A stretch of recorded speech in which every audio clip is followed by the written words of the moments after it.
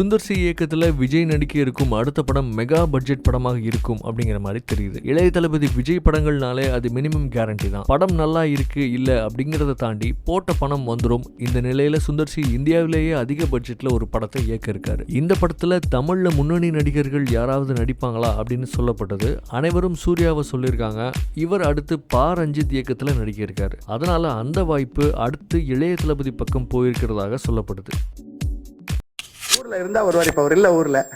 அவர் என்னுடைய எல்லா நாடகமும் பார்த்திருக்காரு. இப்ப சமீபத்தில் அவர் கொஞ்சம் கபாலியில் இருக்கிறதுனால கொஞ்சம் பிஸி. இப்போ ஆஃப்கோர்ஸ் ரோபோவில் இருக்கார். Is a bit busy. 6:30 மணிக்கு ஃபோன் பண்ணி வந்திருக்கேன் நாடகம் வந்துடுறேன் அப்படின்னு வந்துடுவார். அவ்வளோதான். நான் அதை அவரை சும்மா கேட்டுகிட்டே தான் இருக்கேன். இன்ஃபேக்ட் அவரே என்கிட்ட ஒரு சப்ஜெக்ட் சொல்லி இது நாடகமாக போடுங்க. நான் சொன்னேன் நான் ஏன் போடணும், நீ நடியா கூடன்னு சொல்லியிருக்கேன். நான் நாடகத்தினால பெருசாக காசு பண்ண போகிறது. இனிமேல் ரஜினி காசு பண்ண போகிறார், தேவையில்லை.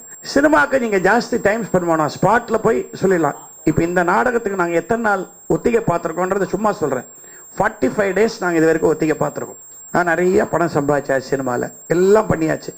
சினிமாவில் நடித்து எங்கே எனக்கு நடிப்பு மறந்து போயிடுமோன்னு பயமாக இருக்குது. நல்ல நடிப்பை திருப்பி ரிவைஸ் பண்ணுறதுக்காக நான் எல்லா சினிமாவும் ஒதுக்கிட்டு 1 வருஷம் ட்ராமாவில் நடிக்க போகிறேன். திருப்பி வந்து நடித்தான்.